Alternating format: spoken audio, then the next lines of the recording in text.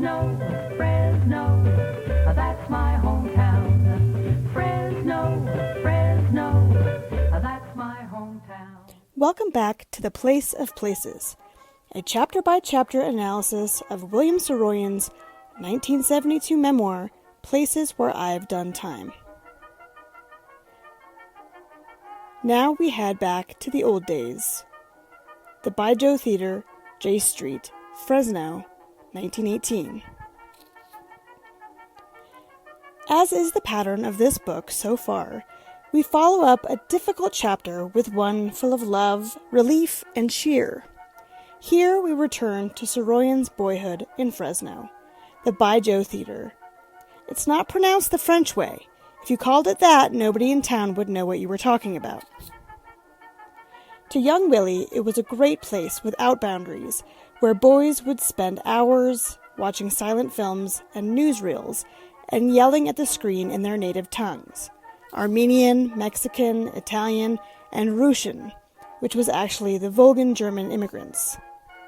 He describes it as a small theater that looked more like a storefront and sat about 240 souls. The whole chapter is a love letter to the time and place and is just the palate cleanser needed after Governor's Island. It was one of a number of cinemas in town, including the Kinema, Liberty, Strand, Hippodrome, Orpheum, all places frequented by the boys in town. The Bijou showed silent movies, as well as vaudeville and other entertainment in the early 1900s. As we've learned from other chapters, Saroyan was wild about vaudeville, and it heavily influenced his playwriting. J. Roy Hunt was the first motion picture operator in town in 1905, and the Bijou was where he set up shop. The theater was purchased several times over its lifetime, but at the time that Saroyan was visiting, it was owned and managed by a G. Christopher, who purchased it in 1915.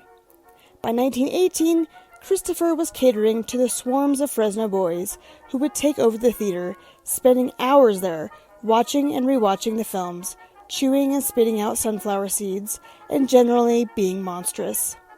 Only the bravest girls attempted to go into the Bijou, says Saroyan, but they often snuck out, presumably in disgust at the bawdy behavior of all the boys. G. Christopher didn't seem to mind the ruckus, and instead chose movies that would appeal to the boys, his captive audience. Saroyan tells us he doesn't think Christopher even minded if some of them snuck in and didn't pay the nickel or dime admission. This is part of Saroyan's idealization of his past, the best times in Fresno, when he was always moving, working his newsboy job, stopping in for a movie, then off to the creamery perhaps, all of the uncomplicated motions of children that he conjured in his writing when adult life proved disappointing. In the story, My Favorite Town, Fresno, he wrote, "At the theaters I saw the human race in moving pictures, on the stage and in vaudeville. He was forever in search of something, escape from boredom and failure, passage to grace and meaning." Certainly, Saroyan always saw himself as the human race as well, so whatever he was feeling, he assigned to humanity as a whole. In this chapter, he says, "The fact is that Bijou is the only theater I have ever experienced that seemed to belong to the audience. I have dreamed about it as the arena of freedom itself." There are a few classic Saroyan themes at work here. The first is that he was obsessed with freedom of movement and independence his entire life. As we learned in the previous chapter, when he was restricted by army life, he began having suicidal ideation. The Bijou, with its loose admission policies, set a standard early on that a wild boy could go wherever he wanted, whenever he wanted. The second theme here is the one of freedom of self-expression. When he began writing plays, he was celebrated as not only reintroducing fun to the theater, but having an experimental style that was unique. Saroyan never wrote to make money, and this was especially challenging in the entertainment field, as we learned from the Belasco fiasco. His plays weren't earning money, so they were shut down by producer Lee Schubert, and that was that. But Saroyan's plays weren't for the producers. They were for audiences. They engaged audiences in ways more closely related to the old vaudeville than the more popular narrative plays of the mid-century. Vaudeville was loose, shifted rapidly between different genres, including dance, song, vignettes, athletic feats, and any other type of performance that today stylistically would be related to an amateur night or open mic. When Saroyan dreams of the Bijou, where boys acted like Shakespeare's groundlings, he longs for the days when the audience had control of the theater, for better or worse.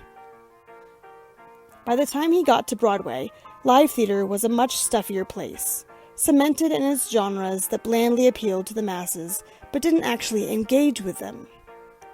Saroyan's spirit was always a bit Californian, on the edge of the world in towns that weren't so far removed from the frontier years. His longing for space to move around and the freedom to do so are typical of the pioneer mentality, and may be another reason why New York never suited him completely. So his nostalgia for California, for Fresno, and the symbol of intellectual freedom and unfixed beliefs they still represent to this day, especially when compared to the East Coast and Europe, come up many times in his memoirs. The Bijou closed in the 1920s, but in 1930 the theater was reopened and named the Majestic, which showed talkies. In 1932 the Majestic also closed and was reopened in 1935 as the Fulton, which was also the new name of J Street. That theater lasted until 1952, but saw decreasing returns as the television took over household entertainment. In 1974, the building housed the restaurant Perry Boy's Smorgy. The Bijou made a couple of appearances by name in Saroyan's writing, including in The Human Comedy. It's another remnant from a bygone era, memorialized and kept alive probably better than anyone by Saroyan. Let's put this on the Saroyan map and move on.